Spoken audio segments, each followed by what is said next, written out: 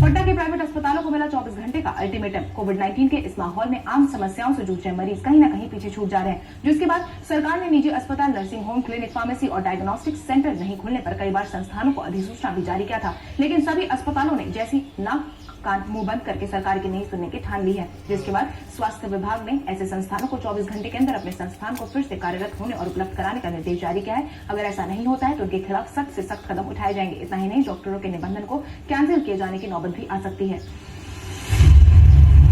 आम, लीची, केला, टमाटर और मक्की की प्रोसेसिंग से रोजगार के अवसर बढ़ाने का लगाया गया अंदाजा। भागलपुर कृषि, बागवानी और सब्जी का बड़ा उत्पादक क्षेत्र माना जाता है। यहाँ पर अलग अलग प्रकार के फल और सब्जियों की पैदावार होती है। खासकर आम, लीची, केला और सब्जी, टमाटर, परवल, फूल गोभी समेत कई सामानों की सप्लाई दूसरे प्रांतों में की जाती है, जिससे यहाँ के किसानों को उत्पादन का सही दाम नहीं मिल पाता है। वहीं बीते 10 साल से भागलपुर औद्योगिकी क्षेत्र में रोजगार धंधे के अवसर को बढ़ाने के लिए भागलपुर के किसान, व्यापारी और उद्यमी मेगा फूड पार्क का सपना देख रहे हैं। बंद के बाद वापस लौटे मजदूरों का हुनर भी इसमें इस्तेमाल हो सकता है। आर्थिक पैकेज के हिस्से को भागलपुर में खाद्य प्रसंस्करण उद्योग स्थापित करने में इसका इस्तेमाल किया जा सकता है। सिर्फ इतना ही नहीं, इससे रोजगार व धंधे के अवसर भी पैदा किए जा सकते हैं। जानकारों की माने तो फूड प्रोसेसिंग कराने का उद्योग स्थापित किया जाए तो भागलपुर की सूरत ही बदल जाएगी और कामकाजी महिलाओं का काम, युवाओं को रोजगार और किसानों को उनके उत्पादन का सही दाम मिलने लगेगा।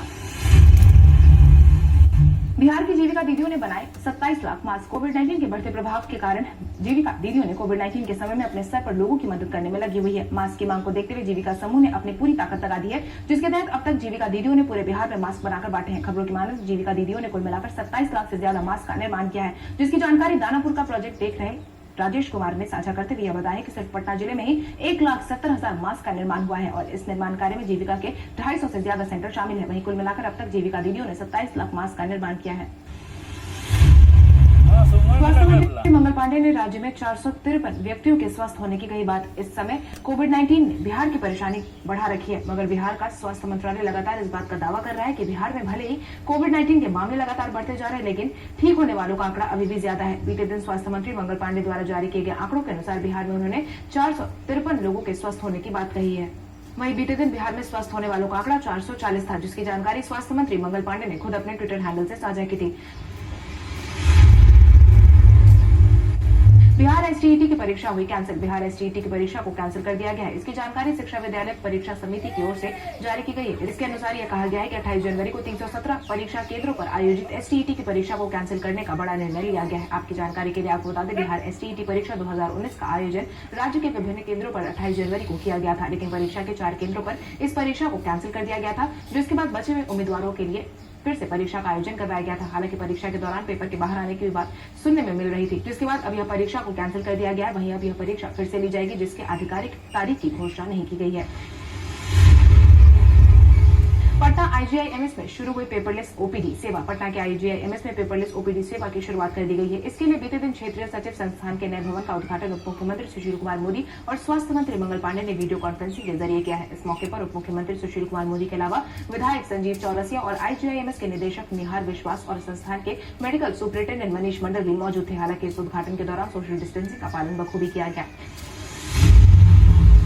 बिहार के क्वारंटाइन सेंटर में मिलेगा 2 टाइम का पौष्टिक खाना। बिहार के क्वारंटाइन सेंटर में बार बार खाने को लेकर शिकायतें सामने आ रही हैं। वहीं प्रवासी मजदूरों के लिए प्रखंड से लेकर पंचायत व गांव स्तर पर बने क्वारंटाइन में प्रबंधन विभाग ने आदेश जारी करते हुए रोजाना दिए जाने वाले खाने की रिपोर्ट मांगी है, जिसके तहत प्रधान सचिव प्रत्यय अमृत की ओर से भेजे गए पत्र में किसी भी कीमत पर बासी खाना नहीं दिए जाने को कहा गया है। खाना सहित प्रवासी श्रमिकों को होने वाली किसी भी परेशानी से संबंधित शिकायत मिली तो अधिकारियों को चिन्हित कर उनके खिलाफ सख्त से सख्त कदम उठाए जाने की बात भी कही गई है। वहीं अधिकारियों ने सुबह का नाश्ता देने का भी आदेश जारी किया गया है।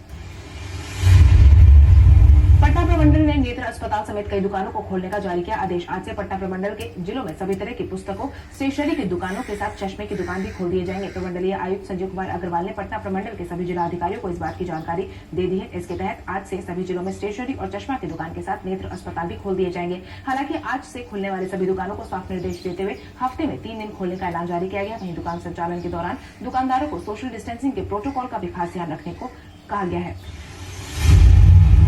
मजदूरों को लेकर बिहार सरकार के फैसले का शाहनवाज हुसैन ने किया स्वागत। कोविड-19 के इस माहौल में प्रवासी मजदूरों को बिहार सरकार जोर शोर से वापस लाने का काम कर रही है। वहीं वापस बिहार लौटे वाले प्रवासी मजदूर बार बार एक ही बात को दोहरा रहे हैं कि बंद के बाद भी वह बिहार से वापस नहीं जाएंगे। वहीं इस मामले में पूर्व केंद्रीय मंत्री शाहनवाज हुसैन ने बिहार सरकार के फैसले का स्वागत किया है। उन्होंने कहा है कि बिहार सरकार ने तय किया है कि जो मजदूर बिहार वापस आ रहे हैं उनको उनके हुनर के हिसाब से बिहार में रोजगार दिया जाएगा। यह बहुत ही सराहनीय कदम है। पूरे देश में जो इंडस्ट्रीज में कार्यरत ज्यादातर मजदूर बिहार के ही हैं, उन्हें बिहार में जाकर उद्योग लगाना